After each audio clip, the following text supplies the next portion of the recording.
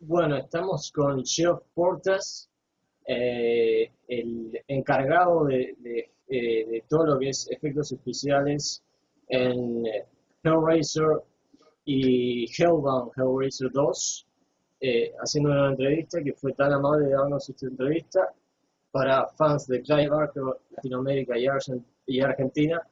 Así que bueno, Geoff, what can you tell us about the process of making a Hellraiser, a Hellbound, the the process of the makeup, Um, Specifically the makeup or the film, or just the film itself? the film itself, the make. Um, we were on a film called Highlander Yeah, in 1985, directed by Russell Mulcahy. We were working in East London, and a gentleman called Alan Jones came to interview Bob, who was heading up the project, who was my business partner at the time, and he interviewed him. And Alan writes lots of stuff for magazines, organises film festivals, things like that. And Alan said that he had a friend who was interested to meet us, who'd got a reasonably good go-ahead on a film, a horror film, which would require some special effects. That person was Clive Barker. That's it. I mean, that was Clive was known at that time. He was an author. He'd written the three of the first books of Blood, I think, or perhaps all of them, and his first novel. And so he came down to, where would it have been, Shepperton Studios, and saw myself and Bob, and went through some ideas, and we worked it out from there. Most films start with an initial meeting between, shall we say, the director and various people. Some films, the production brings on the special effects people. In this case, Clive said, yes, I'd like you guys to do it. So he introduced us to Christopher Figg and to various other people. And we then talked, and you would talk creatively with Clive and financially with Christopher. So you get an idea about the essential idea is that you are given what the director wants to see. The director tells you, I want to see this is what I want to do. You then come up with ideas, and Clive is a very intelligent, artistic person. He will come up with ideas as well as perhaps how this could be done, but more importantly, what he wants to see on the screen. So the thing is that then you will go away and work out ways of doing that. And usually you work out 2 or 3 different ways, varying in cost. So the thing is that you will come up with a way that's money, no object, shall we say. Other times, you know it's a low budget film, so therefore you will sort of like rein in the budget and try to do things more cheaply. So we came up with costs for various parts of the project, and they are okayed eventually by the producers. And at that point, you sign a contract and you start working. You take on a crew. I think we had a crew of about 10 or 11 people on Hellraiser, myself and Bob, then about 10 other people. And you then, my credit on the film is workshop supervisor on the first one, and Bob was the overall designer. Bob and I, between us, design most of the projects. We then hand out individual characters or jobs to individual people. So I was given Pinhead, which at the time, of course, Pinhead was just called the lead Cenobite in the script. He's referred to as the lead Cenobite. And at this time, you have to understand that the thing is, this is an extremely low budget film.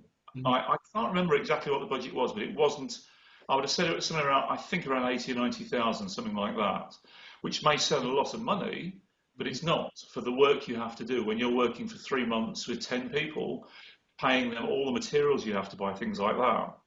So I was given lead Cenobite, Little John was given the female Cenobite, David Olsey was given the Frank resurrection parts of the Frank puppet sequence and things like that. Cliff Wallace got Frank stage 2, and I also did the Frank stage 1 makeup, the slightly dried version of the makeup on Oliver Smith.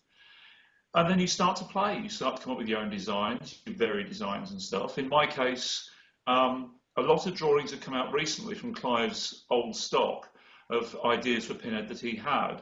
And in all honesty, the only thing I got was one drawing that showed a man with sort of little spikes coming out of his head, very tribal, very just rough. And so I wanted to take it as he was this Lord of Hell, not the Lord, but a Lord of Hell, that the thing is it should be more austere, it should be more regimented. And so I said, look, okay, let's make the scars on his head into really 1 inch square scars and make it look very designer. And then instead of spikes, I came up with the idea of having nails banged into his head. Yeah. So I did a basic design and then a quick sculpt onto a life cast. We take life casts of the actors, copies of the actors' faces. I did a quick sculpt onto that to show Clive what I wanted to do, and he liked it. So we went on from there. With Skin Frank, strangely enough, if you read some of Clive's stuff, he's got a bit of a thing about skinned people. If you look in Midnight Meat Train, they're being flayed. If you go back to Damnation Game, there's a whole sequence with a skinned man there. He doesn't like them. I think it's his big fear. He really doesn't get on well with them. So when we were doing the Skin Frank makeup, myself and Cliff Wallace and John and that helping on the body, there were about 4 or 5 of us doing various parts of the makeup. He didn't get involved a great deal. He simply just sort of like would look and say, oh, yeah, that's okay, that's fine. I think he just sort of he wanted a reasonably realistic cadaver. So the thing is, it's just that's what he got, hopefully. Right. With Pinhead, of course, the more well-known story is that Clive I did it with nails in the head, the nails you see in the finished film. Clive thought they were a little bit heavy. So he wanted simple little pins, what you might call sewing pins. They're about less than 1 millimetre wide, a head on them that's nothing more than 1 millimetre or 2 at tops. Very silver and very fine. So what we would do is we took all these pins and then a work colleague snipped the sharp end off and soldered them, welded them to a small little circular brass plate. So what you would have is, if I use my hands, you'd have the foam piece like this. You would push the pin up from the inside, because it was only a tiny little head, and the plate would hit against the foam and stop it wobbling. So it's a standard, arrow in the body technique, that kind of thing.